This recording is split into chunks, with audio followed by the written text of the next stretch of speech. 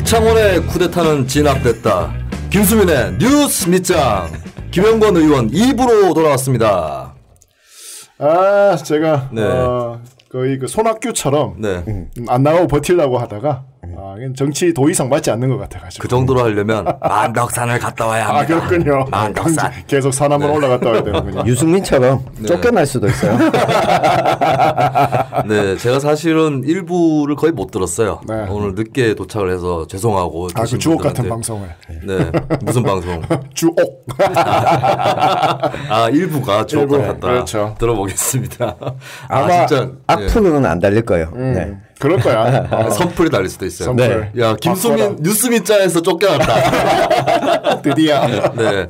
서울 지하철 9호선이 왼수입니다, 왼수. 그러니까 이게 금요일 밤에 네. 퇴근 시간에 그걸 탄다는 게 9호선이 가장 밀리거든요. 그렇죠. 9호선을 타고 제가 갈아타가지고 1호선에서 서울역으로 가는데 못 탔어요. 사람이 들어갈 수가 없더라고요. 그거를 하나 놓치고 나니까 네, 쭉쭉 시간이 밀리고 이제 그 다음 차들이 예매가 안 되는 거예요. 예, 그래서 제가 그만 듣고 말았습니다. 네, 1부에서 김영건 의원님 모시고 이제 뭐 살아온 얘기들 또 국회의원이 되기까지의 스토리 또 요즘에 가장 걱정거리이죠. 민생 입장에서는 돼지열병. 저는 아프리카라는 명칭을 붙이기가 참 입이 안 떨어져요. 아프리카 사람들이 잘못한 게 아닌데 네, 유럽의 그 식민지배 때문에 그렇죠. 퍼진 병이거든요. 어쨌든 그 돼지열병에 대해서 또 이제 농축산 쪽이 전문 분야시기 때문에 또 김영건 의원을 모시고 얘기를 들었고 2부부터는 재선 도전자 김영건 네, 얘기로 들어가 보도록 하겠습니다. 마침 이제 사실은 제가 이제 지역 활동을 하다가 떠나고 나서 네. 아마 들어오셨던 것 같은데요.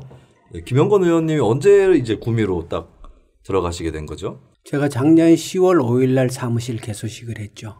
네네. 네. 생각보다 오래 안 됐네요.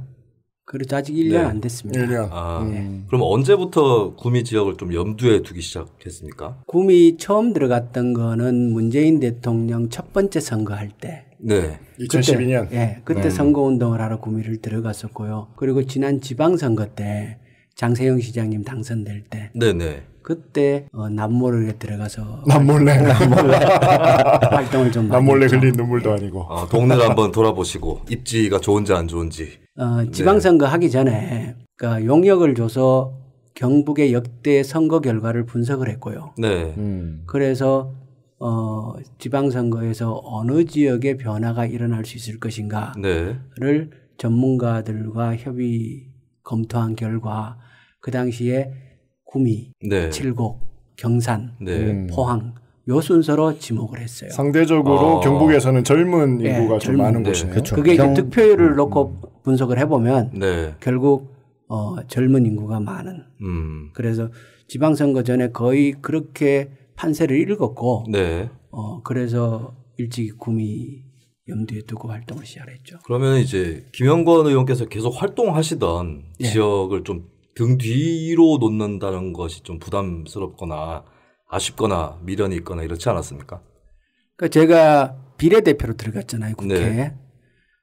저로서는 경북 출신의 비례대표, 실제로 경북에서 활동하는 비례대표로서 당의 입장에서 어떻게든 재선을 가능하게 하는 게 제가 해야 할 역할이다. 네. 큰 틀에서 보면 경북에서 지역구 민주당으로 당선되는 것이 네. 저에게 주어진 과제라고 생각을 합니다.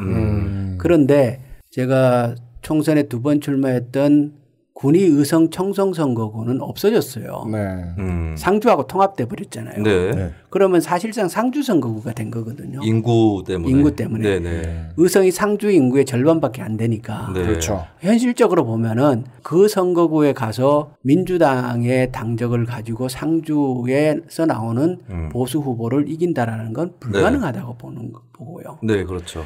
그래서 현실적으로 내가 경북에서 민주당 배지를 달 수 있는 가능한 지역들이 어디가 있는가를 네. 그 염두에 두고 보지 않을 수 없는 입장이고 네네. 가장 많이 사전에 저한테 이제 오히려 부탁이 온 것은 경산이었어요. 네. 경산에서 네. 경산 선거구 좋으니까 경산으로 좀 와달라. 네네. 라는 얘기를 제가 굉장히 많이 들었고. 더군다나 무주공산이니까. 네, 무주공산이니까. 초이가 없어지셨죠. 그래서 민주당 경북도당 위원장 선거가 있을 즈음에 예. 김영건 의원님이 경산으로 마음을 굳혔다라는 소문이 네. 소문이. 많이 나 있었죠. 네. 네. 경산은 장세용 구미시장도 한때 좀 염두에 뒀던 네. 지역이기도 하죠. 네. 그렇죠. 경산에 갈 수도 있는 사람을 구미에서 다 뺏었어요. 쏘리 경산. 제가 더 공교롭게 느껴진 게 굳이 연결을 지어보자면 현재 이제 김현권 의원실에 계시는 모 보좌관이 예전에 다른 의원실에 있었어요. 네. 김현권 의원께서 국회 입성하기 전에 좀 민주당 의원 중에서도 진보적인 성향을 갖고 있는 모 의원실 보좌관으로 있었는데 그분이 이제 구미 불산 사태 때 2012년이었죠. 구미에 오셨어요. 그분도 비례대표 의원이었고 네. 연고는 경북 지역이 아니었습니다. 누군지 알 것 같아요. 네, 알 것 같죠, 대충. 그분 보고 제가 이제 그분한테 제가 직접 얘기했는지 아니면 그 보좌관한테 얘기했는지 기억이 안 나는데 구미로 오시라고 그렇게 얘기를 했었어요. 구미로 오시라. 그리고 이제 연고가 없어도 된다. 이 동네는 구미라는 지역은 외지 출신 그렇죠. 인구가 압도적으로 많고 이주민의 도시죠. 네, 그리고 그 의원은 지금 슬슬 가닥이 잡히는 것 같은데 그 의원분은 나이가 젊으세요. 네, 그래서 구미하고 칼라도 맞기 때문에 이쪽으로 오실 생각이 없냐고 제가 여쭈었던 적이 있는데 이제 공교롭게도 그때 그 의원하고 동행했던 그 보좌관이 지금 김영건 의원실에 계시고 네, 제가 오기 전에도 낮에 한번 통화를 하고 왔는데요. 근데 이제 김영건 의원이 이제 구미 을에 가신다는 소식을 제가 듣고 제일 먼저 생각난 게 그때 기억이었어요. 예. 근데 구미 중에서 구미 갑이 있고 을이 있지 않습니까? 예. 을을 택한 이유는 무엇일까요? 을에 대해서 설명을 좀 해주시죠, 김수민 씨. 어떤 동네인지. 구미 갑, 구미 을은 이제 구미가 이제 인구가 40만이 넘다 보니까 대충 20만 단위에서 보통 선거구를 끊지 않습니까? 네. 갑을로 나뉘어져 있고 구미 갑 지역은 이제 다 동지역이에요. 네, 그리고 구미의 구도심, 원도심들이 포함되어 있는 흔히 이제 구미시, 옛날 구미시에 해당하는 지역입니다. 네. 근데 여기서 동지역에 전부가 들어가 있는 건 아니고 구미가 이제 강이 흐르고 있어요. 낙동강이. 네. 낙동강이 이제 동서를 가르고 있는 그렇죠. 네, 좌우를 가르죠. 그렇습니다. 네. 그래서 이제 강서 지역, 구미 갑은 강서 지역이고요. 그리고 구미 을은 강동 지역, 네. 그러니까 동지역 중에서도 강동 지역 더하기 구선산군 네. 네. 이렇게 포진이 되어 있어요. 그러니까 지도상으로 대충 간단하게 얘기하면 구미 을 지역은 이제 기역자 모양, 네, 동쪽에 강동하고 이제 그 구미 북쪽에 선산군 지역들이 들어가 있는 지역이 구미 을 지역이고 구미 갑 지역은 이제 농촌은 없는 네. 강서 도시 지역이죠. 구미을은 도농이 복합되어 있는 그렇죠. 그런 지역이군요. 을은 도농 복합이고 네. 농업 지역이 면적으로는 훨씬 더 넓고 네. 네. 고령 인구도 상당히 많고 네. 그 대신에 공단이 많고 네, 그렇죠. 공단이 많고 갑은 구도심, 네. 주거 지역이 네, 많고. 주거 지역이고 네. 그런 차이가 네. 있죠. 그러니까 구미의 국가산업단지 5단지까지 중에서 1단지만 갑에 있어요. 네. 또 공단 면적도 넓어요. 을 지역은. 네. 2단지부터는 또 을에 있기 때문에. 그리고 이제 되게 양면성이 있는 지역구입니다. 구미 을 지역이. 그러니까 구선산군 지역은 주민 표심이 굉장히 보수적이죠. 네. 거기서는 민주당 얼마 전에 이제 지방선거 때도 민주당 후보들이 많이 당선됐지만 네. 그 장세용 시장이 당선되는 선거에서 선산에서 15%를 못 얻었어요. 네. 그렇습니다. 그만큼. 예. 네. 네. 예전에 이제 통합진보당 소속 후보가 2012년 총선에 구미 을에 출마를 한 적이 있는데 마침 개표를 삼성전자가 있는 구미시 진미동 1투표구부터 시작을 했어요. 네. 깠더니 1위가 나오는 거예요. 민주당 후보는 출마를 안 했고 단일 후보였기 때문에 김태환 의원이 자유한국당 당시에 새누리당 후보였는데 1위가 나오는 거예요. TV에 다 1위로 나오는 거야. 구미 을 3분 통합진보당 후보가 30분 차나 3분 차나. 근데 투표 그 개표 순서가 진미동부터 시작해서 인동동, 양포동 이렇게 가다가 네. 선산군이 마지막에 나오는데 끝날 때 16%에서 끝났어요. 그래서 이제 어떻게 보면은 굉장히 구미에서 가장 보수적인 지역과 네. 구미에서 가장 진보적인 진보적인 지역이 것이 합쳐져 있는. 네. 그때 저는 봤을 때 이제 표로 봤을 때는 그 진보적인 지역 또 끌리는 측면이 있고 네. 또 본래 정체성, 농민운동가 했던 정체성을 봤을 때는 또 구선산군 지역. 그러니까 제가 이제 예결위 활동을 국회에서 많이 했는데요. 네. 동해수위를 하면서 계속 예결위를 하고 있었는데 예결위를 하게 되면 이제 경제 문제를 많이 다루게 되지 않습니까? 네.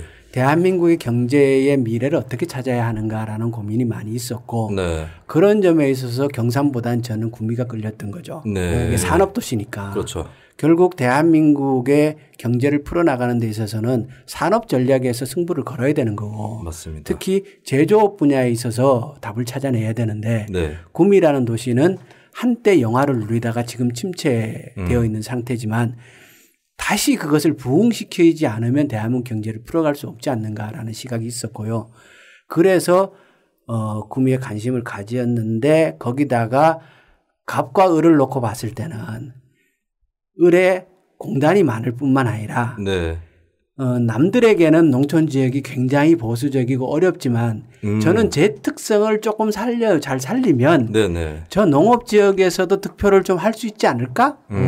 그리고 저기 어려운 데서 내가 좀 득표를 하면은 네. 훨씬 더 유리해지는 거 아니야? 이런 생각도 있었던 거죠. 네. 사실 구미 을 지역의 역대 국회의원 중에 농민 출신은 없었습니다.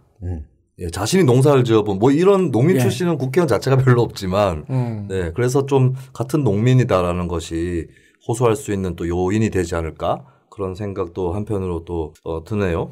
그러면 지금 구미 스코어가 네.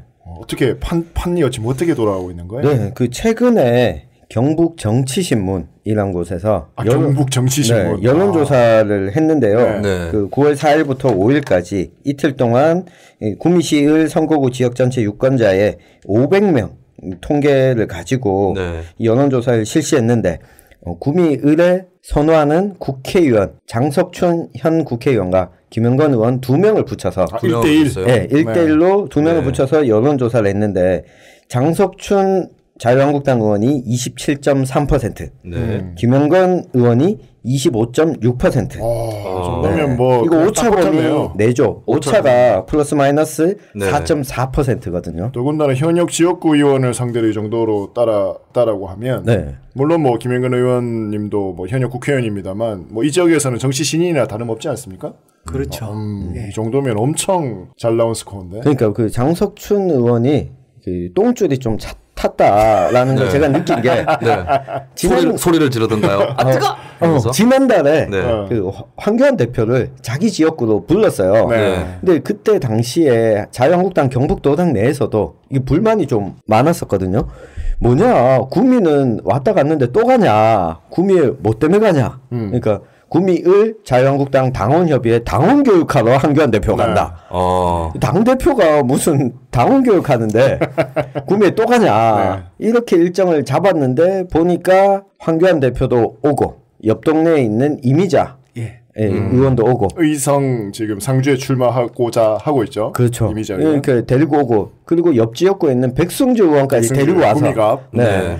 LG화학을 유치한 구명 일자리 LG전자 노조위원장 출신인 저 장석춘이 해냈습니다 라고 하는 현수막을 곳곳에 걸어놓고 소리를 엄청 질러대더라고요. 근데 그게 처음에 김영건 의원님이 지역사무소 구미을에 개소했을 때는 장석춘 의원이 그렇게 활동을 안 했어요. 그러니까 이제 본인도 가만히 있으면 안 되겠다라고 하는 게 눈에 이렇게 보였습니다. 실제로 원래 자유한국당 당대표가 2번 내려오셨고요. 원내대표도 1번 내려왔고 지역에. 그것이 본인을 겨냥한 것이다. 그렇기보다는 경북 전체에 좀 이렇게 위기의식을 갖고 있지 않느냐. 경북 전체에. 대구 경북에도. 네, 전체에 갖고 있으면 구미가 1순위지요. 사실. 실제로 이제 주민분들 많이 만나시고 계실 텐데 좀 현장 분위기가 좀 어떤가요? 저는 상당히 괜찮게 느끼고 있어요. 혹시 처음 지역에 들어가실 때 구미 출신이 아니시다 보니까 텃세라든가 이런 거 좀 느끼시지 않았나요? 우성 사람이 왜 왔어? 네. 이런 얘기 처음에 많이 들었죠. 특히나 이제 지역 활동을 하다 보면은 외지 출신이나 직장인보다는 지역에 좀 토박이들이라든지 이런 사람들 많이 만나기 때문에 텃세가 좀 심하게 느껴질 수 있거든요. 구미도 이제 을 지역구 중에서 인동동, 진미동, 양포동 이 동지역들은 더더욱이나 외지 출신 젊은이들이 많지만 극소수의 토박이들이 더 또 색채가 강하기도 해요. 그래서 좀 그런 거에 맞닥뜨리셨을 것 같은데 뭐 어떤 기억나는 일화나 이런 거 없으신가요? 아니요. 그런 얘기를 들었어요. 그러니까 이제 어떤 연고로 어떤 이유로 왔느냐 이런 걸 직접 묻는 분들도 계셨고. 네. 그런데 전체적인 거는 생각보다가 구미가 굉장히 개방적인 도시입니다. 그렇습니다. 왜냐 그러면 외부에서 말씀하신 대로 외부에서 들어온 사람들이 많고 또한 구미가 경제도시이다 보니까 개방적일 뿐만 아니라 탈이념화되어 있습니다. 그러니까 사람들은 구미 그러면 태극기 부대, 그렇죠. 박정희의 고향 이렇게 생각을 하지만 실제로 바닥에 들어가서 사람들을 만나보면 우리는 일할 사람이 필요하다. 맞습니다. 네. 그 정서가 굉장히 강합니다. 특히 이제 말씀하셨듯이 구미분들 저도 뭐 이렇게 저렇게 좀 만나보면 정말 많이 열려 있으시고 그리고 이제 구미가 올해 공단이 생긴 지 50년 됐잖아요. 국가공단이 들어온 지. 그러니까 그런 말씀을 저는 하시더라고요. 그러니까 구미에 처음 들어오신 분들은 어차피 타지지만 우리 아이들은 여기가 고향이다. 그래서 우리 아이들한테는 이 고향이 좀 자랑스러웠으면 좋겠다. 그렇게 말씀하시는 분들 저는 굉장히 많이 만났습니다. 그리고 토박이 분들도 김영건 의원님을 제가 만나본 분들은 별로 안 싫어하는 이유가 있었어요. 의성 김씨들이 선산 지역에 많이 살거든요. 그렇죠. 또 의성과 이 선산이 붙어 있잖아요. 그리고 의성 김씨가 또 유래 깊은 양반 가문이라서 토박이 분들한테는 이 의성 김씨로 밀고 나가면 크게 문제가 없다. 김재원 의원도 그건 좀 아니에요. 다른 곳인가요? 다행입니다. 그리고 이제 현역 의원과의 대비도 중요한데 어차피 현역인 장석춘 의원이 고향이 구미가 아니죠. 예천 출신이고 물론 구미 예천 출신 분들 많이 사시긴 하는데 예천 출신인 데다가 또 중앙에서 활동을 오래 하셨거든요. 장석춘 의원도.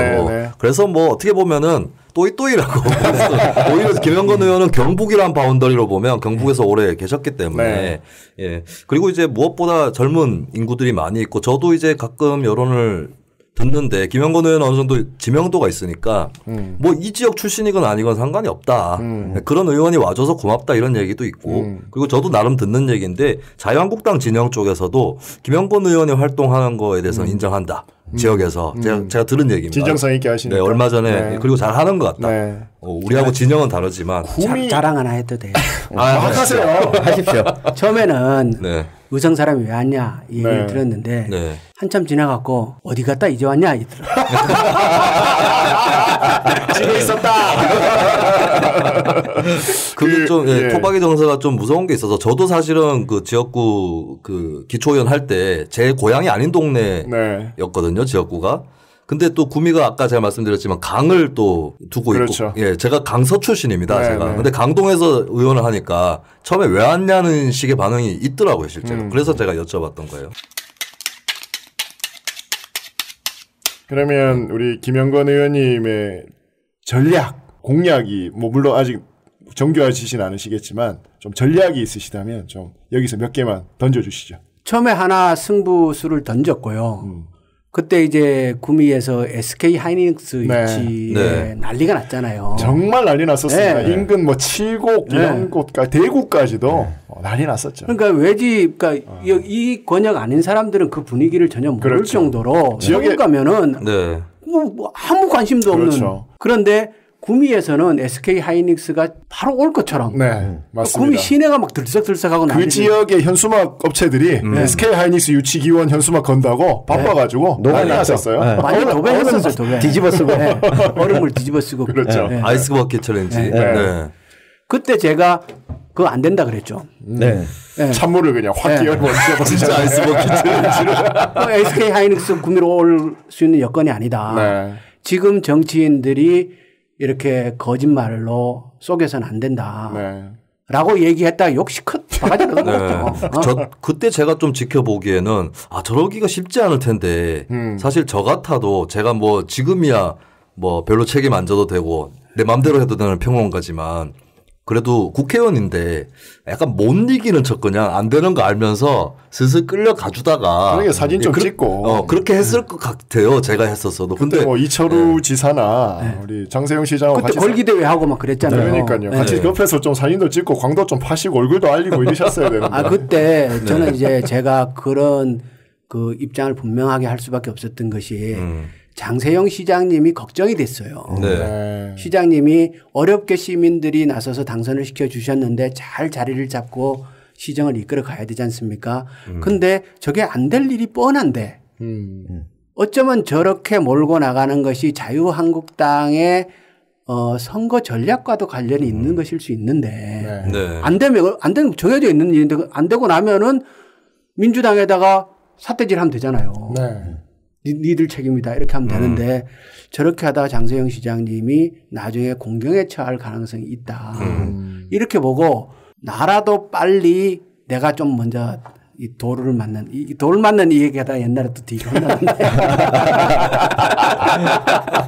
그 얘기는 조금 있다가 그래서 내가 이제 입장을 분명히 해야 장 시장님이 빨리 포지션을 제대로 잡아서 돌아올 수 있지 않겠냐 생각을 하고 이거 안 되는 거다라고 딱 자른 거죠. 그러다가 욕 많이 얻어먹었는데 그때부터 전 그랬죠. 이거는 우리가 SK 하이닉스를 유치하려고 지금 움직여야 될 때가 아니라 구미형 일자리를 해야 될 때다 라고 얘기를 한 거고 그때는 그게 사람들이 무슨 얘기인지 몰랐지만 그 이후에 실제로 구미형 일자리가 진행되고 LG화학이 유치되는 과정이 있고 그러고 나서는 제가 그래도 좀 이렇게 신뢰성을 얻는 결과가 됐죠. 그러니까 상당히 큰 제 나름에서 정치적인 승부수를 던진 거고 그건 먹혀 들어간 거죠. 그러니까 또 다르게 제시한 카드가 바로 구미형 일자리인데 구미형 일자리 내용을 모르시는 분들 위해서 현수막은 장석춘 의원이 달고 구미형 일자리 유치했다 이런 식으로. 아 그렇게 달았어요? 장석춘 의원이? 장석춘 의원이 그렇게 많이 달았고 김영건 의원님도 현수막을 달아놨는데 같이 달아야 되죠. 같이 달고 있는데 장석춘 의원이 거기다 하나 얹은 거죠. LG 출신 장석춘 의원이 해냈다. 노조위원장 출신. 그럼 여당 의원이 해냈다 뭐 이래도 되는 거고. 네. 구미형 일자리 좀 설명 부탁드리겠습니다. 그러니까 광주형 일자리가 먼저 됐지 않습니까? 광주형 일자리가 타결되고 나서 바로 이제 구미형 일자리에 대한 실질적인 논의가 진행됐는데 광주형 일자리의 의미는 그동안 우리나라가 이 산업이 발전해 나오는 과정 속에서 어느 시점부터 계급, 계층, 지역 간의 갈등을 이것을 조절을 하지 못해서 사회 발전의 원동력을 추동하지 못하는 측면이 강했죠. 그러니까 갈등 해소가 그것을 정리하고 화합하고 협력하는 분위기를 이끌어내는 것이 이제는 굉장히 필요한 시점인데 우리가 그걸 못 해내고 있었고 근데 광주형 일자리를 통해서 그 모델을 만든 거죠. 지역 사회와 노조와 기업과 이것이 대타협을 통해서 산업 일자리를 만드는 그 초기 모델을 광주형 일자리가 만든 거라고 보고요. 구미형 일자리는 거기에서 한 발짝 더 진일보했다고 보는 게요. 광주형 일자리는 그 소재를 소형 SUV, 그러니까 차량이잖아요. 차량. 근데 우리가 이제 산업의 발달을 보면은 이제는 그 내연기관 차가 어느 정도 한계에 도달해 있지 않습니까?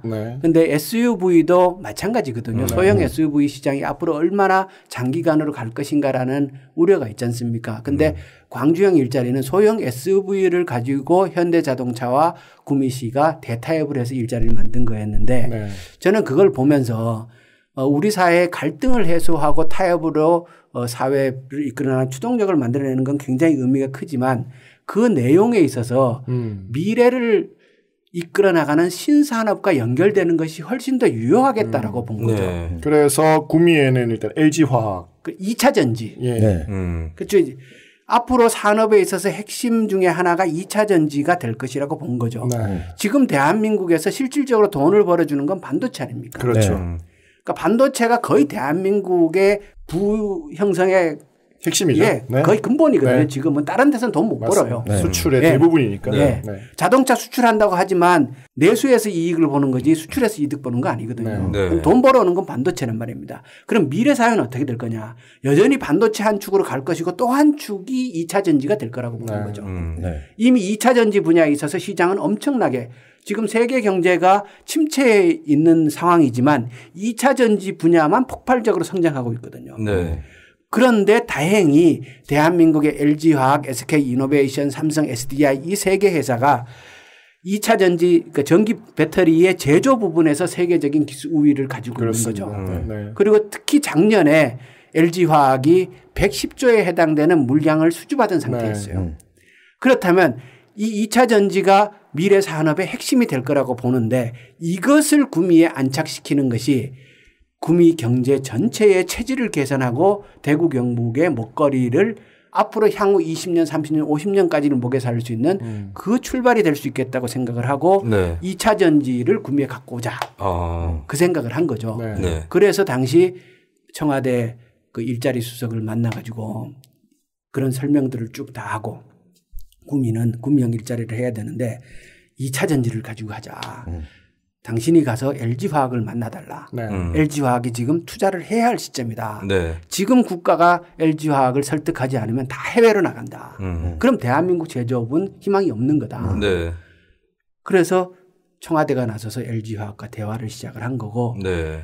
LG가 그룹 차원의 문제여가지고 그 LG 연구원 차원에서 검토를 오랫동안 했습니다. 네네. 그 검토를 한 뒤에 긍정적인 신호를 다시 천황아대로 보낸 거고 그렇게 해서 진행이 된 거죠. 네. 보통 이제 기업들이 비수도권 잘 안 오려고 하는 그런 네. 경향이 그렇죠. 계속 강해지고 있는데 네. LG가 좀 긍정적으로 받아들인 이유는 뭐라고 보십니까? LG가 투자를 해야 될 시점이라는 것이 일단 주요했다고 보고요. 네. 또 하나는 이게 이제 제 얘기를 오해하지 말고 들어줬으면 좋겠는 게 네. 대한민국의 대기업이 국내 투자를 안 한 지가 꽤 오래됐습니다. 네. 그런데 현재 대기업이 국내 투자를 하는 데 있어서 사회 갈등을 중요한 요소로 보고 있는 것 같아요. 사회 갈등이요? 네. 그러니까 노조가의 갈등, 지역사회의 갈등. 네. 그런데 구미 사회가 적극적으로 나섰을 뿐만 아니라 구미의 노조의 성격이 상대적으로 굉장히 기업 입장에서는 네. 이렇게 상대하기가 유리하다는 거죠. 네. 한국노총 노조다. 구민 자체가 네. 한국노총 노조가 네. 우위를 점하고 있는 곳이어서 절대 우위를 점하고 있는 데서 네. 그리고 우리가 이제 준비하는 과정에서 구미의 한노총도 적극적으로 유치 입장을 개진을 했었고 네. 그리고 정부 차원에서 나서서 LG를 설득하기 시작했고 네. 이런 것들이 작용하지 않았나 생각합니다. 그러니까 타이밍이 네. 저는 절묘했다고 보는데 한국노총이 지방선거에서 장세동 시장을 지지 선언했거든요. 네, 그리고 구미 한국노총은 제가 잘 알죠. 네, 잘 아시는데 사실 기류가 많이 달라졌어요. 제가 의원할 때 가장 많이 부딪혔던 3, 4대 집단 중에 하나였는데 예, 그 사이에 제가 이제 저한테도 막 연락이 오고 이제 저도 사실 한국노총에 원래 친한 사람도 있었으니까 근데 그쪽에서 나름대로 내부에서 좀 바꿨더라고요.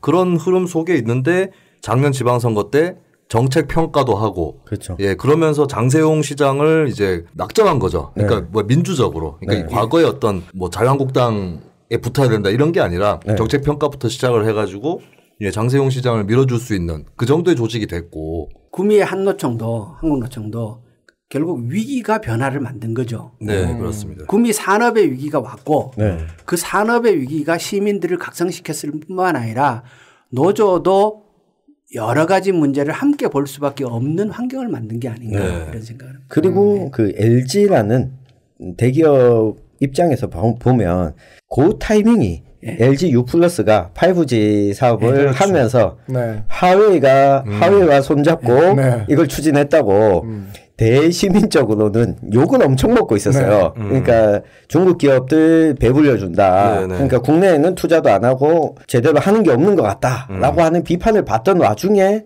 그 국내에서 규모 있는 투자를 하겠다. 그리고 수도권이 아닌 지역의 최초로 구미시와 함께 구명 일자리를 만들겠다가 LG라는 기업 입장에서 봤을 때도 중장기적으로 나쁘지 않은 선택이었던 거죠. 사랑해요 LG.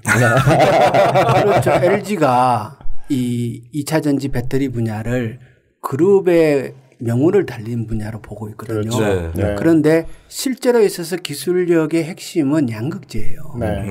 근데 양극재를 해외로 가지고 나오기 어려운 거죠. 그러다 보니까 투자는 해야 되는 시점이고 근데 정부에서 제한이 들어오고 그 여러 가지 조건이 맞아들어서 구미를 선택한 게 아닌가 이렇게 봅니다. 구미형 일자리로 창출되는 일자리가 어느 정도 예상이 되나요? 직접적인 일자리는 그렇게 크지 않을 거라고 봐요. 왜냐 그러면 양극재 공장 자체가 거의 자동화 다 돼 있거든요. 그리고 소재 산업이라는 것이 노동 기반 산업이 아니지 않습니까? 그렇죠. 그렇지만 양극재 공장이 들어오면 음극재, 분리막, 전해질 관련 산업들이 함께 또 집적될 수밖에 없는 것이고 현재 경북에 지금 이제 이철우 지사도 2차 전지 산업벨트를 만들겠다라는 얘기 하시지 않습니까? 산업벨트를 어디에 만드나요? 그러니까 포항에 2차 전지가 있죠. 네. 포항 포스코에서 지금 그 포스코 캠텍 케미칼 이쪽에 해서 2차 전지 하지 않습니까? 네. 그리고 포항은 경북에 있어서 가장 이공계 연구 인력이 많은 곳이죠. 그렇죠. 네. 그렇죠. 그래서 포항의 그 부분과 구미와 대구도 있습니다. 네. 대구도 NLF라고 양재 그 코스닥에 굉장히 중견의 기업이 있거든요. 네. 이 부분을 연결시키고 또한 지난번에 그 강소특구 이거 하면서 폐전지 재활용 부분이 또 대구 경북에서 이렇게 그 산업 분야로 이렇게 채택이 됐거든요. 네. 그런 것을 전체로 연결시키고 결국 2차 전지라는 것이 에너지 전환과 연계가 되지 않습니까? 그렇죠. 그런 부분을 전체적으로 연결시키면 장기적으로 대구 경북에 또 하나의 중요한 먹거리 벨트를 만들어 나갈 수 있을 것이다라고 이철우 지사님도 이제는 분명하게 그렇게 정리하시는 것 같아요. 그렇지만 이철우 지사보다는 자신이 먼저다. 네. 더 선도 주자시다. 그러니까 정권이 먼저다. 제가 그 이렇게 비평한 적이 있어요. 네. 그 구명 일자리가 어떻게 완성됐냐 이렇게 질문을 하시는데 방송에서 제가 별자리를 보시는 분이 이걸 준비하셨다. 별자리요? 네. 천문학과 출신이니까. 미실이야? 그러니까 선동여왕의 미실이야? 미래를 내다보고 먼 우주까지 볼 줄 알아야지 이게 먹거리를 만들 수 있다. 갑자기 허경영 생각이. 그래서 수학이나 가르치던 이철우 지사가 만들어낼 수 없는 거였다. 이 수학 하시는 분들이 화낼 것 같은데. 수학 선생님이었어요? 네, 수학 선생님이셨죠. 그러고 보니까 다 뭐 장세웅 시장도 그렇고 선생님들이 경북 많으시네. 박정희 대통령도 선생님이고 김관영 지사도 선생님이었고. 네. 이제 구명 일자리 얘기를 좀 나눠봤는데 이것은 이제 좀 나름대로 스케일이 큰 산업경제 정책이었고 또 사실은 내년 총선까지도 김영건 의원의 트레이드 마크로 남아서 아마 총선 때 장석춘 의원이 재공천 받거나 하면 서로 이제 약간 이제 경쟁하는 그걸 놓고 그런 추세가 될 것 같기도 한데 구명 일자리 외에 어떤 지역 활동에서 본인의 트레이드 마크라든지 이런 일을 했다. 이런 거 좀 소개를 해 주실 수 있을까요? 가장 처음에 사람들한테 뭐야? 이렇게 이제 그 관심을 받았던 거는 북구미 IC 그 하이패스 톨게이트. 그게 이제 사업이 진행이 안 되고 있었던 거예요. 계획은 다 되어 있었는데 저게 이제 도로공사하고 마지막 협의가 안 돼 가지고 그게 착공을 못 하고 있었어요. 근데 당장 내년에 지금 구미에서 전국체전 해야 되지 않습니까? 그렇죠. 그러면 이제 교통 문제 등 관련해서 이걸 빨리 착공을 해야 되는데 어느 날 신문에 보니까 백승주 의원, 그게 백승주 의원 지역구거든요. 그렇죠. 구미 갑지역입니다. 갑지역이에요. 북구미 IC는. 백승주 의원 지역구인데 백승주 의원이 도로공사를 만났는데 그런데도 해결이 안 됐다는 거예요. 네. 그러면서 이게 이제 뭐 신문에서 굉장히 이렇게 비판적으로 써놨더라고요. 그래서 제가 이제 보좌진한테 이게 뭔지 어떻게 진행되는지를 확인해 봐라. 이렇게 해서 그 자료를 좀 받은 다음에 제가 바로 이제 그 도로공사 사장님하고 얘기를 해서 이강래 사장님하고 얘기를 해서 제가 좀 찾아가겠습니다. 그거 들고 갔죠. 가가지고 이제 뭐 딴 얘기 한 게 아니고 이게 이래 세야 된다 이게 아니고 형님 제가 여기 왔는데 좀 도와주셔야 안 되겠습니까? 김천으로 가셔가지고 형님 엉덩이를 붙들어보고 그래도 후배가 왔는데 뭔가 좀 도와주셔야 안 되겠습니까? 그러니까 뭐냐 이러더라고요. 아 마침 가깝네요. 본사가 김천이라. 김천이니까. 그래서 이제 바로 다음 날 도로공사와 그 구미시 실무 협의가 진행되고 오전에 합의가 나고 발표가 돼버린 거예요. 이게 바로 그 형님 예산. 밀실 야합 예산이죠. 이거는 진짜 전형적인 힘 있는 여당 의원 거행이 아닌가. 그러면 구미가 지금 구미 IC가 있고 남구미 IC가 있는데 거기 이제 북구미 IC가 있고 경부선 하이패스 톨게이트예요. 경부선 라인인 거죠. 봉곡동 방면 쪽에. 김천이랑 가까운. 김천 지나서 바로. 거기는 이제 사실 예전 국회의원들도 뭐 신경을 좀 썼고 했는데 이제 중간에 진척이 안 됐어요. 역시 힘 있는 여당 의원이 있다 보니 그래서 지역으로 예산을 어떻게 보면은 세이브 투수로 구원 투수로 나서신 그런 격이 된 것이죠. 그래서 그게 이제 바로 해결이 딱 합의가 딱 되고 버리니까 공무원들부터 시작해서 뭐야? 이렇게 그러면 북구미 IC가 완공이 언젠가요? 그 이제 착공은 들어갔고요. 예, 들어갔고 내년 중에 완공할 거예요. 총선 전에 빨리 돼야 이제 완공식 할 때 또 현수 막 김영건 의원 뭐 제가 유치했습니다. 백승부를 또 자기가 쓸 겁니다. 근데 살짝 이제 다른 의원들이 가로챌 수 없는 뭔가가 필요할 것도 같은데 혹시 그런 아이템이 있습니까?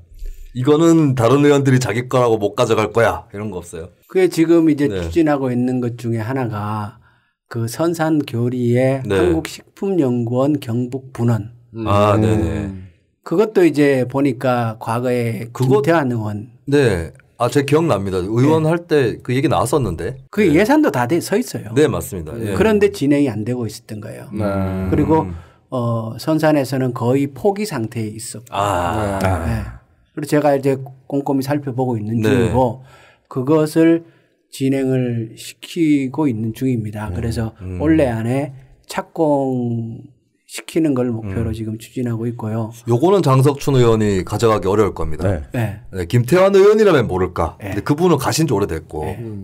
그 장석춘 의원은 그게 이제 사실상 어렵게 됐다라고 지역에 이미 얘기를 한 상태여서 그게 성사가 되면은 그거는 요즘 얘기는 숟가락을 얹기 어렵다. 이게 참 한 지역구에 국회의원이 2명 이상 있으면 그렇죠.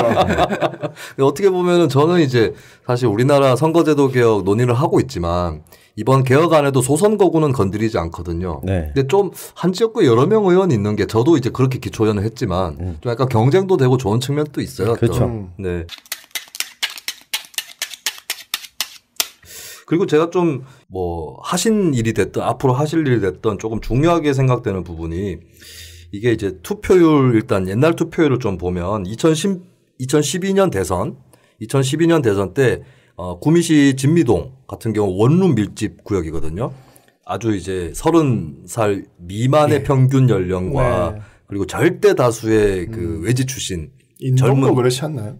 진미동, 인동동이 비슷한데 그렇죠. 진미동이 특히 그래요. 근데 제가 극단적인 왜냐하면 구미시 진미동이 우리나라에서 투표율이 낮은 투표구 거의 뭐 베스트에 들어갑니다. 비슷한 동네가 경기도 시흥시에 정왕본동인가? 정왕본동. 예.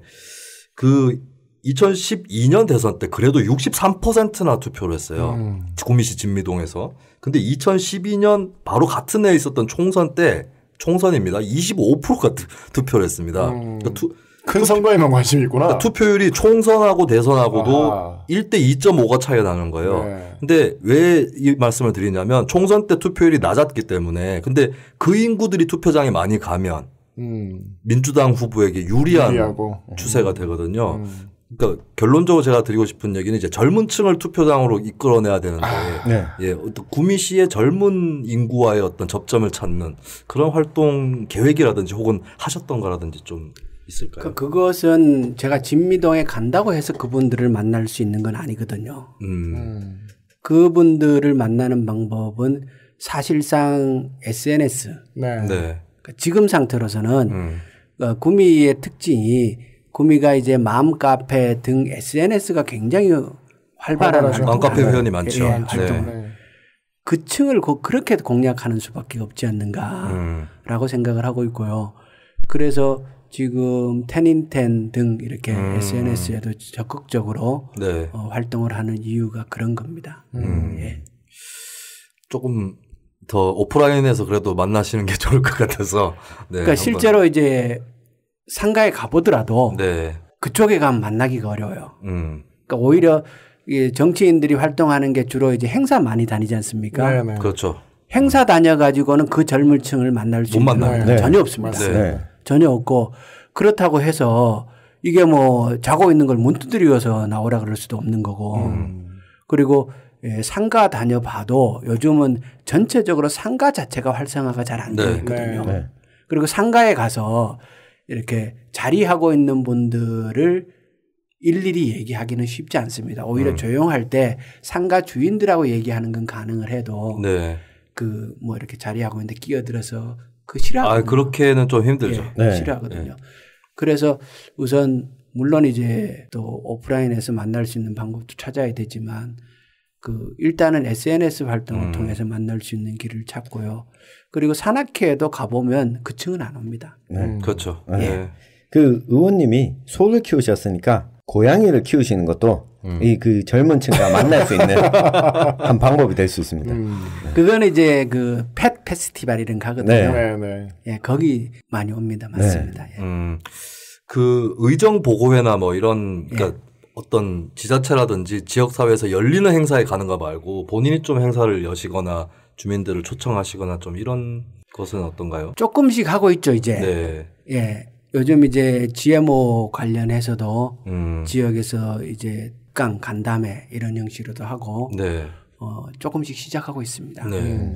보시기에 구미의 시민운동, 시민사회는 좀 어떠신 것 같아요? 구미의 시민사회 분들은 주로 갑 지역에 모여 있습니다. 네. 그렇죠. 예. 그래서 의뢰는 상대적으로 시민사회보다는 전통적인 농촌사회의 조직들이 의뢰는 훨씬 더 많고요. 네.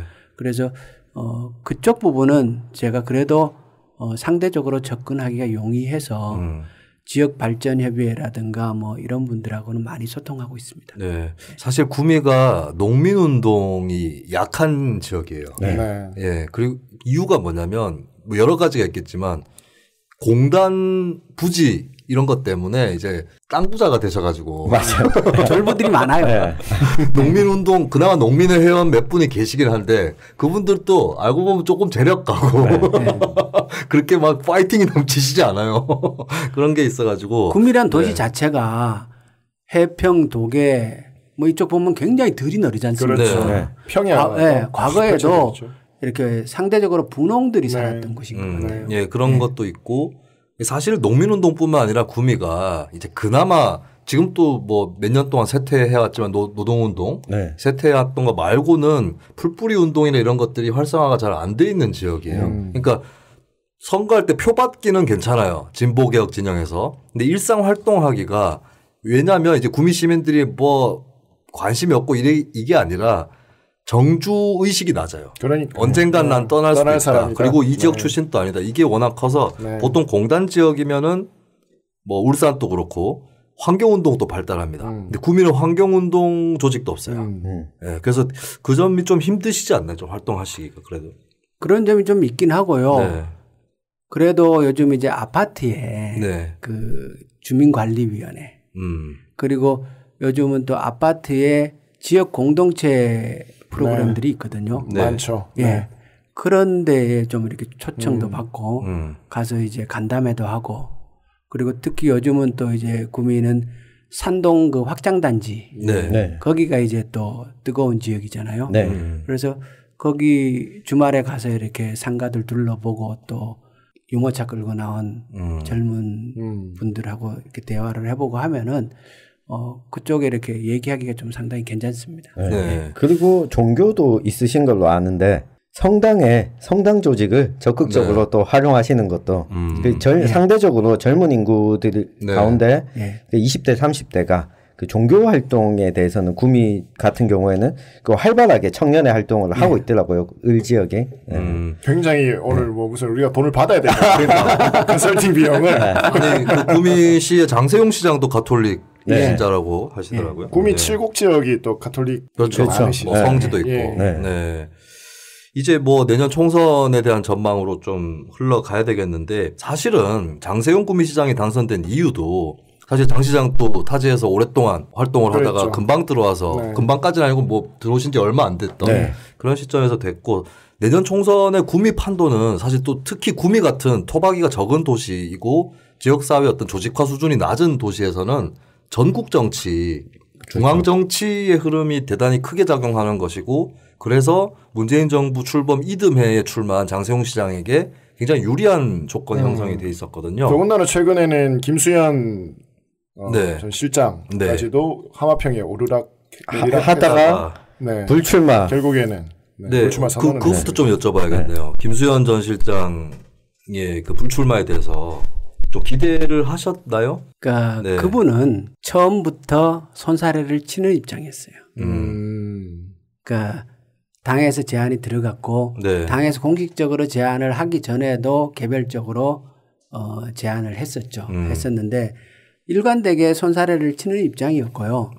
그런데 당은 전략적 필요성을 여전히 가지고 있는 것이고 그리고 앞으로 총선 상당한 기간이 남아있고 그리고 대구 경북에 있어서 인물에 대한 중요성 매우 크기 때문에 여전히 그 카드는 살아있는 카드다 이렇게 보고 있습니다. 그러면 구미 갑 지역에 혹시 이런 분이 내려올 수도 있다. 뭐 이거 예상을 지금은 그래도 가장 유력한 분이 김수현 실장이죠. 아직도요?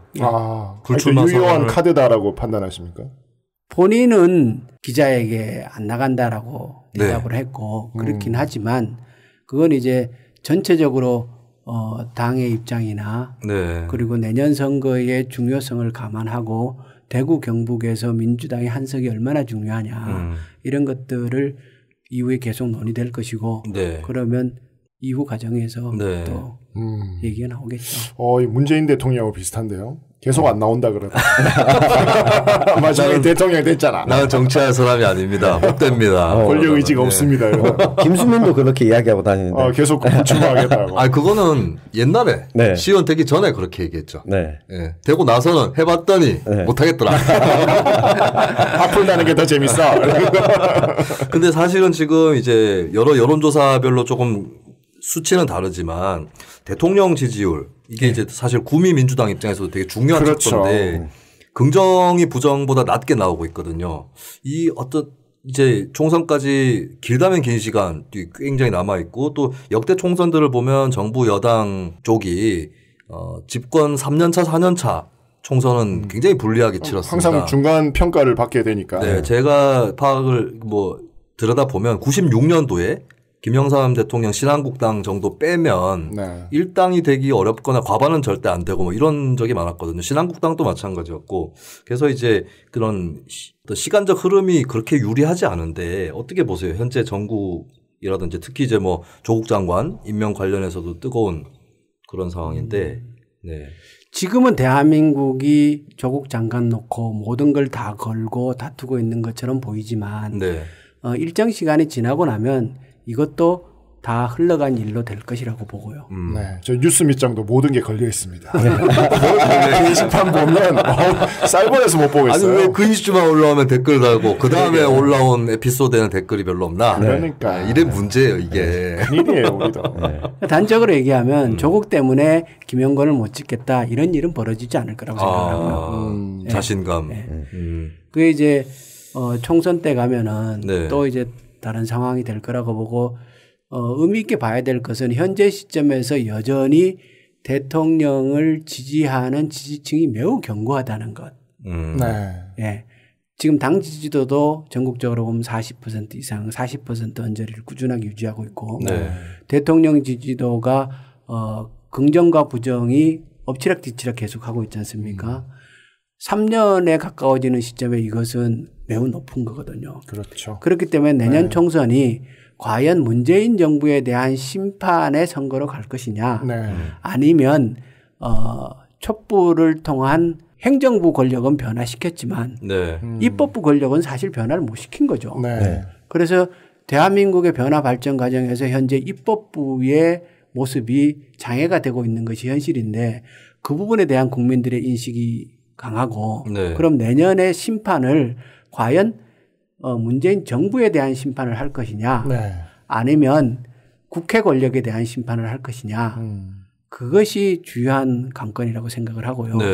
저는 이 두 가지 측면이 함께 나타날 것이라고 보고 그러면 누가 이기냐는 거는 결국 인물론 지역 단위 인물론 전체적으로 판세는 비슷하게 형성될 거라고 보는데 저희 입장에서 긍정과 부정의 그 비슷한 형태로 전국적으로 형성될 거라고 보는데 그것을 유리하게 가져가는 사람은 자기 지역에서 인물적 우위를 점하는 사람, 지역 주민의 필요성에 더 근접하는 사람은 뚫고 나갈 것이고 거기에서 상대적으로 결여되는 분은 결국 못 이겨낼 것이고 그렇게 되는 거죠. 근데 이제 말씀을 듣다가 사실 그 대구, 경북 뭐 어디든 그렇습니다만 구미 지역 마찬가지로 대통령 지지도가 압도적이어도 민주당 당적이면 겨우겨우 뭐 한번 붙어볼 만한데 지금 이런 상황이면 굉장히 좀 힘든 상황이다라는 거 아닐까요?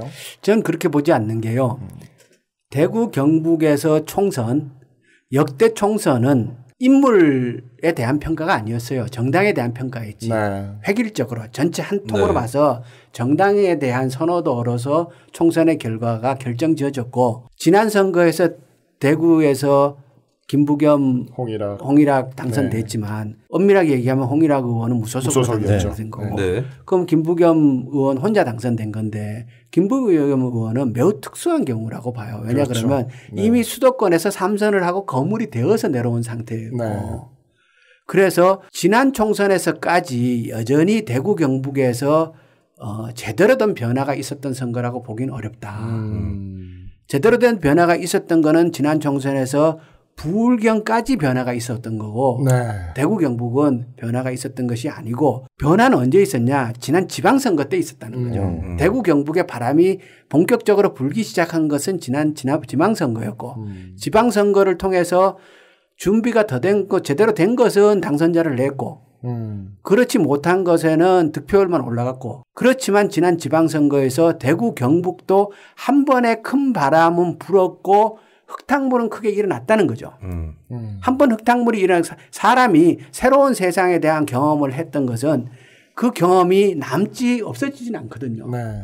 그래서 대구 경북도 변화가 일어날 수 있는 큰 흙탕물 한번 소용돌이 치는 거는 지난 지방선거에서 있었는데 그럼 이번 총선에서는 과거 어떻게 달라지느냐. 이제는 대구 경북도 총선을 처음으로 인물을 보는 선거가 될 거라는 거죠. 이전 선거에서는 네. 포스터를 붙이는 순간 사실상 선거는 끝났어요. 판도는 정해져 있는 거죠. 판도는 정해져 있는 거죠. 네. 그리고 냉정하게 얘기해서 포스터가 딱 붙었으면 당을 지우고 보면은 정당 이름을 지우고 보면 당선자는 정해져 있는 초등학생과 대학생의 네. 이력을 놓고 선거하는 네. 선거였어요. 네. 그런데 내년 총선에서 처음으로 이 지역에서 인물을 놓고 평가하고 구분하는 시각을 그 과정을 유권자들이 처음으로 거치는 선거가 될 거라고 저는 봐요. 실제로 대구에서 지방선거 지난해 치르고 나서 그런 평가들이 있었어요. 그러니까 이전까지는 민주당이 선거를 치른 적이 없었다. 대구에서. 처음으로 민주당이 지방선거를 치렀다. 왜냐하면 전 지역구에 기초의원 후보를 냈거든요. 그렇죠. 그러니까 그런 적이 없었어요. 근데 김부겸 의원의 당선은 사실 후보가 김문수였기 때문에 그 압도적인 승리를 한 것도 있고 이번 총선에서 우려가 되는 부분이 의원님 이야기를 들으면서 두 가지 정도가 있는데 인물론으로 선거가 치러진다고 했을 때 그 구미 을지역 같은 경우에는 구미 갑 지역에 인물이 누가 나오느냐 같은 당 소속에 누가 같이 선거를 치르느냐가 결국 과제가 될 수밖에 없고 복식조다. 그렇죠. 네. 그리고 또 한 가지는 구미뿐만 아니라 구미 인근의 경북 지역에 네. 민주당이 과연 인물론으로 싸울 만한 후보, 경북의 농촌 지역에 후보를 낼 수 있느냐 이 문제가 과제일 것 같아요. 그래서 이제 당 지도부에서 내년 총선의 최대 승부처를 대구 경북으로 설정해야 한다라는 논의가 되었고 결론이 그렇게 난 거죠. 이번 회 타이틀 뽑혔습니다. 네. 뭐요? 21대 총선 최대 승부처 민주당 대구 경북. 수도권이 아니라. 이해찬 대표의 각종 네. 행보에서 계속 드러났던 부분이었죠. 근데 그러면 추미애 전 대표가 대구에 출마해야죠. 네. 뭐 이재정, 대구 경북 출신들 다 이렇게 와야 되는 거 아닙니까? 네. 민주당이 너무 이 정권을 사실 가져가고 나서 네. 대구 경북에 이렇게 사실 민주당의 존재감이 확 드러나는 거는 이 시도민들이 아직 좀 못 느끼는 것 같아요. 이재정, 조응천 좋죠. 네. 네. 그러니까 당 지도부 차원에서 실질적으로 그러한 검토가 전혀 없는 건 아닙니다. 이재정 의원은 지역구를 잡아버렸잖아요. 그렇죠. 광명에. 네. 그리고 아마 출마하게 된다면 어디든 나가도 괜찮겠지만 네. 그 이전의 고향이나 이런 것들을 고려하면 이재정, 조응천 두 분이 대구 북구 갑지요. 네. 정태욱 의원. 네, 정태욱 의원하고. 네. 아니면 제가 지난번에도 말씀드린 두 사람 적이 다 있지만 북구 갑 쪽이에요? 네. 고향이? 성광고와 성화요고. 네. 그리고 대구는 전체적으로 선거 흐름이 통으로 가거든요. 그렇죠. 그렇죠. 그렇기 때문에 대구 안에 적절한 어느 지역을 선택한다 하더라도 그건 별 차이 없는 그렇죠. 그러니까 조명래 환경부 장관이 석포 저장소가 있는 봉화에 출마하겠다. 뭐 이 정도의 그 강력한 메시지 정도가 있어야 여당이 이제 대구 경북에 진짜 신경을 쓰는구나. 구미 대구에 관료 출신이나 고위공직자 출신이 내려오는 것 정도는 이전에도 한두 번씩은 그렇죠. 경험해 본 적이 있었거든요. 네. 그러니까 이제 한두 명 내려오는 정도가 아니라 민주당이 미쳤네 하는 얘기가 나올 정도로 당이 가용 자원한 모든 자원을 총동원해서 대구 경북을 뚫고 나가려고 하는구나 라는 정도의 느낌이 갈 정도로 그렇게 해야 되는 거죠. 사실 지난 총선 때 보면 부울경 지역이 약간 그런 느낌이었죠. 그러니까 스크럼을 좀 짜서 민주당이 정말 많은 투자를 한다라는 느낌이 들었는데 대구 경북은 계속해서 김부겸, 김영권 좀 솔로 플레이를 하고 있는 것 같아서 좀 아쉽습니다. 사실 구미 을 지역은 2008년도에 민주당에서 후보 낸 이래 사실 그 후보도 민주당 사람이 아닙니다. 그리고 민주노동당 후보한테 지기도 했어요. 예, 그래서 후보를 너무 안 내가지고 구미 사람들은 민주당이 어떻게 생긴지 몰라요. 민주당 지지자도 몰라요. 예, 그래서 약간 그거는 있어요. 그 응집된 힘은 있습니다. 우리는 왜 찍어도 안 되냐. 이 부분이 있는데 아까 말씀하신 대로 이제 뭐 크게 어떤 전국의 요동을 치는 것이 없다면 막판 승부 결정은 이제 인물론으로 말씀하신 대로 날 것 같은데 그건 내가 예를 들어서 장석춘 의원보다 이게 더 잘났다. 네. 이런 것들을 좀 나중에 홍보 포인트가 될 것 같은데 실제로 제가 일을 더 잘하죠. 근거를 대주시죠. 손을 더 잘 키우시죠. 그건요. 제가 이제 지역에 다니면서 가장 많이 듣는 얘기가 사실 그겁니다. 좋은 일 많이 한다 그러대요. 큰일 많이 하셨대요. 이런 얘기가 굉장히 이렇게 빈번하게 듣거든요. 그거는 지역의 현안들 그리고 이제 이게 하나의 일을 해보면은 그냥 얘기 한 번 한다고 되는 일은 없어요. 그러니까 그 과정을 꼼꼼하게 챙기고 난항이 생길 때마다 그것을 돌파해 나가는 그 집요함과 그 전체적인 흐름을 보고 이렇게 해야 된다 이런 걸 알아야 일이 되거든요. 그런 과정들을 챙겨서 하나씩 그래도 결과를 만들어서 이렇게 하니까. 그리고 뭐 저는 SNS나 이런 그런 아까 얘기한 그 구미에 이렇게 카페 등에다가 제가 어떤 일을 할 계획입니다라고 사전에 얘기합니다. 소통을. 그러니까 그것도 이제 될 가능성이 없는 상태에서 얘기하는 게 계획만 있는 단계가 아니고 어느 정도 사전에 계획을 가지고 일을 진행하다 보면 요 정도면 이제 이거는 성과를 낼 단계에 접어들었구나 하면 이제 제가 그걸 이제 얘기를 하죠. 올 본 예산에 뭐 산동 이번에 이제 확장단지에 도서관을 제가 짓겠습니다. 어디 부지가 있는데 거기에다가 도서관, 뭐 국공립 어린이집, 뭐 주차시설, 돌봄시설, 뭐 체육시설 이런 거를 넣어서 복합시설로 도서관을 하겠습니다. 이럴 계획입니다. 라고 이제 일찌감치 얘기를 하죠. 그러고 나서 그때는 이미 될 만할 때 그러고 나서 실질을 나중에 그게 되는 거를 또 그대로 공개하고 이런 식으로 이제 일을 진행하기 때문에 사람들이 저 사람이 뭐에 관심을 가지고 있다. 이런 거를 알고 있고 그 진행 과정을 보기 때문에 나중에 이제 현수막을 누가 같이 걸어도 사람들은 이미 알고 있는 거죠. 그 인물 대결에서는 결국 상대가 또 누구냐. 이것도 대단히 중요한데. 구도가 제일 중요하죠. 자유한국당 공천 예상을 해보자면 누가 상대로 나올 것 같다는 이런 느낌이 좀 선거에서 구도가 가장 중요하다 그러잖아요.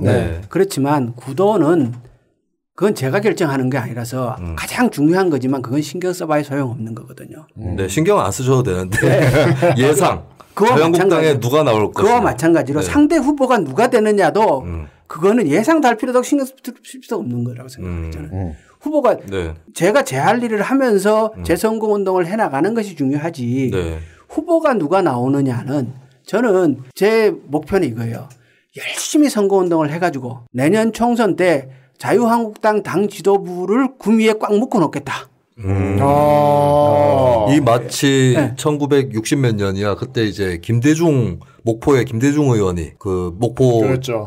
그 출마하니까 이제 여당에서 사람 막 내려보내고 막 거기서 국무회의 열고 박정희 정권 때 그렇죠. 그랬거든요. 그만큼 해보겠다.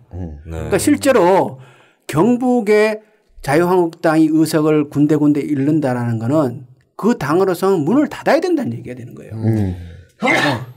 경북의 미용실이 들썩거리겠네요. 경북 와서 머리 다 깎아야 돼. 그 지금 구미 을지역은 장석춘 의원 말고 중량감 있는 의사의 어떤 공천 도전이 남유진 전 구미시장. 그 김영건 의원이 장석춘 의원이나 남유진 구미시장보다는 뛰어난 부분이 이게 있죠. 전국적으로 이름이 널리 알려져 있다. 남유진 시장 전국적으로 이름이 알려져 있어요. 반인 반수만 알려져 있지. 남유진은 몰라. 반인 반수만 알지. 반인 반수. 왜냐하면 반인 반신이가 뭐야? 왜냐하면 반신 반이야. 반신 반인가? 결국 정치인은 자꾸 이걸 시끄럽게 만들어야 되는데 우리 저 김영건 의원님께서 이재명 경기지사 때 한번 세게 이야기를 하시면서 또 언론 지면을 도배하기도 했고. 무슨 일이 있었죠? 갑자기 기억이 안 나지? 이재명 지사를 지지한다. 그게 정확하게 얘기할게요. 언제 지지한 어떻게 거예요? 된 거냐면 이재명 지사가 경찰 조사를 받기 위해서 출두를 해야 될 때. 지사 되고 나서. 지사 되고 나서. 경찰 조사 받으러 출두를 해야 될 시점에 우리 당의 지사지 않습니까? 그런데 이게 경찰 조사를 받으러 가야 하는데 응원을 해줘야 되잖아요. 그게 뭐 가서 조사를 받고 불법이 나오고 안 나오고는 차원 문제고. 당에서 그래도 의원들이 격려, 좀 잘 받고 오시라 응원하는 걸 해야 되는데. 당시 분위기가 그러질 않아서. 아무도 안 하고 있는데. 그래서 제가 조사 잘 받으시라고. 그리고 뭐 이딴 일 갖고 시민이 선출한 지사를 소환하냐고 그렇게 얘기를 했죠. 이 지사 옆에 유일하게 있었습니까? 그 처음이었죠. 처음이었어요. 현역 의원들 가운데. 이거 좀 뭐 비교하기 좀 그렇지만 노무현 옆에 전정대. 아니야 그게 아니라 김성태 의원 그 갈 때 장재원 너무 심한 비교였나? 조원진 의원 옆에 홍문종. 아니요, 사실은 이재명 지사 이슈는 민주당 열성 지지층 내에서도 굉장히 뜨거운 감자잖아요. 그때 공격 많이 받으시지 않았어요? 그리고 제가 이제, 이렇게, 억울하게. 그러니까 지사 입장에서 이 소환 당할 일이 아닌데. 이런 걸 가지고 이렇게 소환하는 건 잘못됐고. 그리고, 그릇된 돌이라면 함께 맞아야 되는 거 아니냐. 라고 얘기를 했다가 돌 실컷 맞았죠. 돌을 진짜 함께 맞으셨죠. 근데 뭐 그게 저는 긍정적인 효과가 있었다고 봐요. 그러니까 김영건이라는 의원이 구미에 내려가서 다음 총선을 준비하는데 구미 지역구 문제만 신경을 쓰는 게 아니라 전국적인 이슈에 대해서도 소신 있게 발언하겠다. 그거 덕분에 지면을 많이 탔어요. 반인 반수만큼은 아니었지만. 그리고 이게 당내 구도 얘기 나와서 드리는 말씀인데 이게 좀 시간이 지난 일이긴 합니다만 예전에 이제 부엉이 모임이라는 모임이 언론을 한동안 좀 들썩거리게 한 적이 있었고 부엉이 모임 김영건 의원이 있네? 어떻게 된 일입니까? 부엉이 모임은 무엇이었습니까? 부엉이 모임이 그러니까 옛날에 이제 청와대 출신 노무현 정부 때 때 청와대 출신이면서 국회에 들어와 있는 분들 그리고 또 이제 선거 때 선거 캠프에 같이 활동했던 분들로 구성이 돼 있죠. 저도 부엉이 모임의 성원이었죠. 부엉이 모임의 정체는 무엇입니까? 그거는 그냥 말씀드린 대로 친목회입니까? 실제로 했던 거는 같이 의원들끼리 같이 밥 먹고 현안에 관한 의견을 공유하고 뭐 이런 정도였지 그것이 어떠한 정치적인 이해를 함께 하는 모임이라고 보기에는 어려웠죠. 그냥 어떤 인연을 중심으로 한 그러니까 이제 당내에 여러 가지 모임들이 있어요. 그 중에 그냥 하나 정도였어요. 예. 네. 그럼 혹시 딴 데도 가입이 돼 계십니까? 제가 뭐 민평련도 회원이고. 민평련은 현재 민평련으로 딱 존재를 하는 것입니까? 존재하죠. 네. 정기적인 모임을 하고 네. 매주 한 번 모임을 하고. 네. 더미래 의원 모임도 있고. 네, 그렇네요. 네, 제가 그 두 개에 가입되어 있고요. 네. 그 두 개 모임은 매주 정례적인 모임을 하고 그거 이외에 또 여러 가지 모임이 있는데 네. 그건 제가 활동을 안 하기 때문에 잘 모르겠습니다. 네. 여러 가지 모임 중에 하나일 뿐이다. 하나일 뿐인 거예요. 네. 그런데 그 당시에 그 당내 당대표 경선 선거와 관련해 가지고 네. 언론을 타게 되었고 공격을 받은 거지 그것 자체가 삐딱하게 또는 특정하게 볼 만한 사안은 아니었습니다. 네. 근데 이제 부엉이 모임과 달리 민평련은 정파라고 볼 수 있지 않나요? 그렇죠. 네. 민평련은 그러면 앞으로 좀 활동 방향이라든지 이런 것들이 좀 들어볼 수 있을까요? 민평련도 당에서 끊임없이 우리가 이제 매주 모임을 하면 정세 분석 그리고 여당이 어떠한 역할을 해야 하는가 뭐 뿐만 아니라 또한 국회에서 다뤄야 할 여러 가지 현안들 있지 않습니까? 현안 주제별로 현안들을 뭐 남북 문제라든가 이런 것들을 계속 공부를 하고 토론을 하고 이런 모임인데 그런 성격은 더미래도 마찬가지거든요. 그렇죠. 예, 거의 매주 한 번씩 이제 초청 강사 불러다가 같이 공부하고 현안 토론하고 이런 의원으로서 활동을 하기 위한 일단은 학습 모임의 성격이 강해요. 네. 의원도 공부를 계속 해야 되니까. 그렇죠. 전문가들을 계속 모시고 와서 학습하고 토론하고 서로 또 의견을 공유하고 때로는 함께 행동도 해야 되니까. 네. 우리가 보면 탄핵 과정에서 역할을 많이 했거든요. 민평련에서. 네, 민평련에서. 탄핵 과정에서 의원들이 가장 적극적으로 활동을 한 것은 민평련을 통해서 한 거예요. 그때 기억을 되새겨 보면은 우리가 대중 속으로 들어가야 된다 하고 현장으로 나가기 시작한 것도 민평련이 나갔어요. 네. 네. 구미 시의원들. 네. 제가 또 더불어민주당의 또 하나의 리스크가 얼마 전에 대구 서구 의원께서는 민주당 소속 구의원이 공무원을 불러다 놓고 페이스북 라이브 촬영을 하면서 공무원을 무시하고 공무원을 훈계하는 이걸 라이브 방송을 내보내서 자기 라이브로요? 네. 누가 고발하면서 이름 얘기해도 돼. 민보기 의원 뭐 공적으로 한 일이니까. 아니 누가 고발하면서 찍은 게 아니라 자기가 불러서 괴롭혔다고요? 네, 괴롭히는 걸 페이스북 라이브로 그 보내서 좀 문제가 되기도 했었고 그리고 오늘 녹음하는 이 시점에 더불어민주당 소속 김태코 구미시의원이 제명 그렇더라고요. 결정이 됐죠. 얼마 전에 또 욕설 파문은 저희 방송에서도 다뤘었고요. 네. 그리고 또 이 민주당 소속 경북도의원 한 분은 대마도랑 간도가 우리 땅이다. 돌려달라. 이걸 어느 지역이에요? 구미 지역입니다. 아, 그래요? 네. 그래서 도정 질의 때였나요? 이게? 예, 공식적인 회의 자리에서 말씀을 했어요. 정벌하실 것 같은데. 그래서 이게 다 또 구미 지역과 연관이 돼 있다 보니까 공교롭게. 공교롭게도 이게 리스크가 될 수도 있지 않을까 하는 부분과 관련해서 의원님. 그러니까 이게 잘못하면 이제 사실 두 가지 심판론이 부딪히는 선거 맞거든요. 아까 김영건 의원 얘기하셨던 대로. 그리고 대구 경북에 희망이 있는 이유가 국회의원 별로 없잖아요. 작년 지방선거 때도 광역시도당 졌잖아요. 그렇기 때문에 이 자유한국당 국회의원들 심판해보자 이 정서가 남아있거든요. 그런데 문제는 지난 지방선거 때 당선된 민주당 의원들을 심판하자. 기초의원들, 지방의원들이나 이렇게 되면 곤란할 텐데 어떻게 보십니까?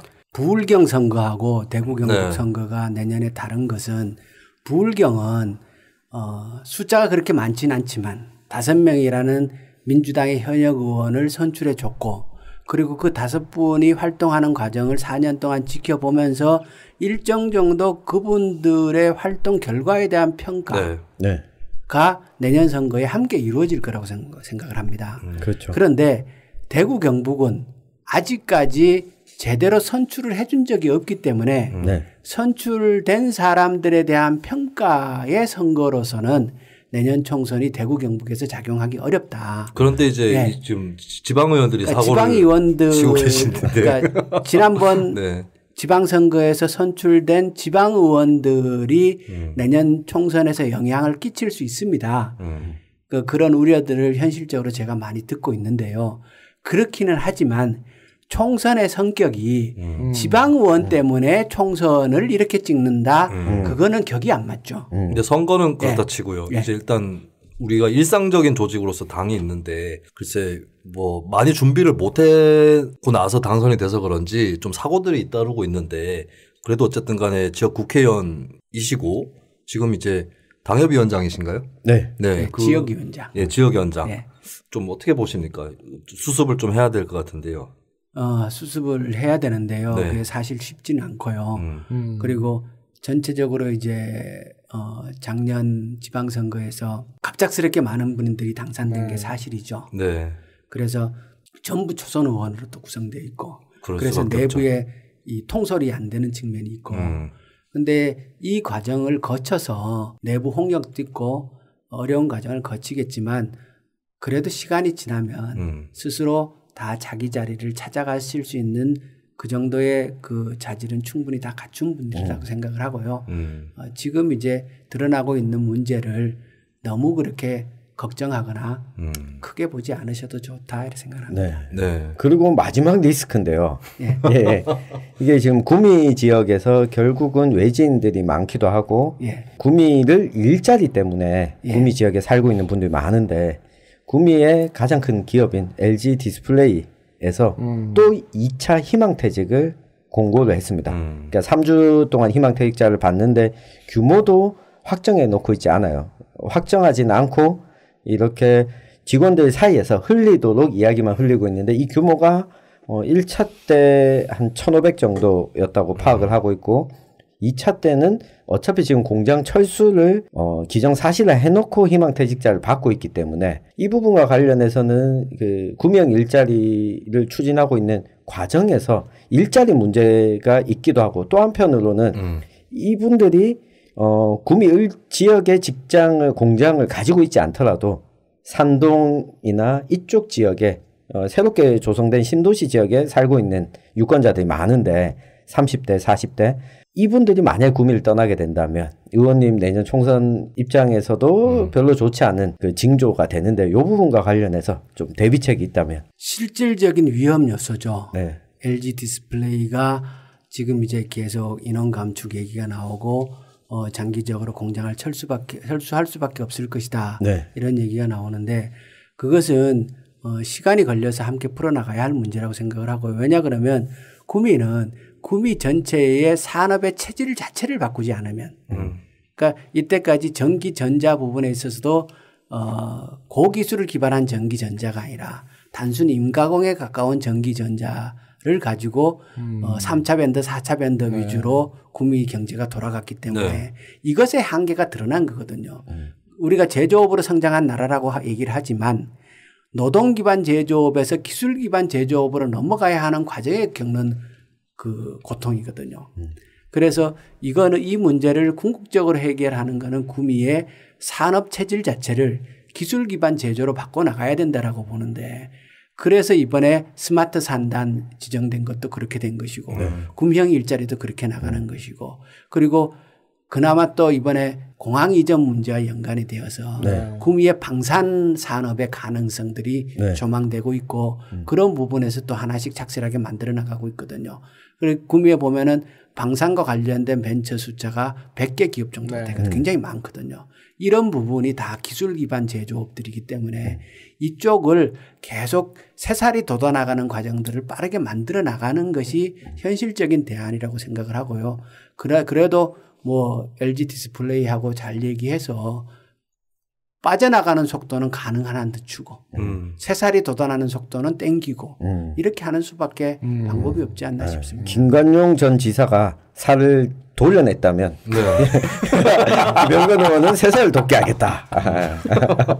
절단 안 낸 게 다행이다. 저는 오늘 의원님 처음 뵀는데 생각보다 굉장히 현실적이셔서 그 비현실적일 줄 알았습니까? 아니 몽상적일 줄 알았습니까? 솔직히 저는 이렇게 그 경력 뭐 언론만 이렇게 보니까 파편적이잖아요. 그러면 굉장히 투쟁적이고 이념에 이렇게 좀 치우치시진 않았을까라는 생각을 조금 했었는데 그런 것보다는 굉장히 현실 감각이 높으시고 확실히 현장에서 활동하셨던 경험이 정말 크게 묻어나시는 것 같아요. 말씀 속에서. 그래서 타협할 거는 타협하고 또 이제 추진하실 거는 추진을 하시는 정말 이제는 정치인의 모습을 좀 본 것 같아서 저는 우리 구미 의뢰 유권자 여러분들이 정말 현명한 판단을 해서 지역에서도 큰 힘을 한번 만들어 봤으면 좋겠습니다. 네. 구미에서 사실 그렇잖아요. 구미가 항상 좀 정치적으로 허주 이유로 네. 뭐 없잖아 누구 딱 떠오르는 사람. 솔직히 백승주. 그런데 구미에서는 큰 인물 원하지 않는데요. 구미를 위한 인물. 구미를 이렇게 위한 또 현실적으로. 아니 구미는 됐잖아 그만하면. 네. 뭐 대통령 또 나야 됩니까? 아니 탄신제도 지내는데. 그러니까. 미안해. 탄신제 2명 지내는 건 구미분들이 정말 그렇게 얘기해요. 큰 인물 만들어 나와야 네. 서울 가서 자기네 정치 네. 우리한테 아무 신경 안 써주더라. 그러니까 이런 모습들 저는 이제 정치인분들 저도 꽤 만나는데 굉장히 좀 새로운 느낌이고. 아니 그 아까 그 허주 김윤환 고 김윤환 의원 얘기하신 거잖아요. 허주가 무슨 뜻입니까? 빈배예요. 사람이 안 타고 있어요. 소용없어. 그러니까 네. 이렇게 좀 정말 이게 우리 구미형 일자리 말고 구미형 정치인. 좋습니다. 구미형 정치인. 제대로 한번 만들어봤으면 좋겠습니다. 네. 끝으로 이제 저희 뭐 구미 시민들을 포함해서 또 저희 방송은 특정 지역에다 집중되어 있지는 않기 때문에 전국의 곳곳에 정치자분들이 듣고 계실 것 같은데요. 네, 청취자분들한테 마지막으로 네, 좀 하실 말씀 남겨주시죠. 정치는 희망을 만들어 나가는 과정이라고 생각을 합니다. 네. 그러니까 지금 이제 전체적으로 봐서 대한민국 경제가 어려운 게 사실인데 어디에서부터 풀어나갈 것이냐. 그것은 제조, 그것도 기술 기반 제조. 이번에 일본의 수출 규제로 현실화된 부품 소재 장비 분야가 사실상 기술 기반 제조의 총괄이 거기 다 있는 거죠. 네. 그 부분을 해결해야 국가의 제조업 자체가 튼튼해지고 네. 또 그것을 해내야 4차 산업혁명이 공허하지 않은 거죠. 4차 산업혁명 맞습니다. 얘기를 하면서도 그것이 다가오지 않는 것은 그 4차 산업혁명을 통해서 실제 제조업이 어디에서 그거 제조업이 살아서 돌아가야 일자리가 생기고 맞습니다. 제조업 일자리가 다른 부대 산업 일자리 제조업 일자리 한 개가 없어지면 다른 산업이 1.37개 없어진다 그러거든요. 네. 그럼 제조업 일자리 하나 더 만들면 1.37개 더 생긴다는 얘기가 똑같은 얘기 아닙니까? 제조업이 잘 돼야 문화도 잘 돼요. 진짜입니다. 네. 인디공호 3의 사업도 잘 그렇죠. 되고. 그래서 그 희망을 그 희망을 만들어야 되는 것이고 현실적으로 그 길이 보인다는 거죠. 네. 네. 그걸 해보자는 겁니다. 네. 지난해 지방선거에서 파란을 일으켰던 구미 지역인데, 네. 2020년 내년 총선에서 제2의 또 다른 파란을 준비하고 있는 뉴스밑장 최초의 국회의원 출연자 김영건 의원님과 함께한 시간이었습니다.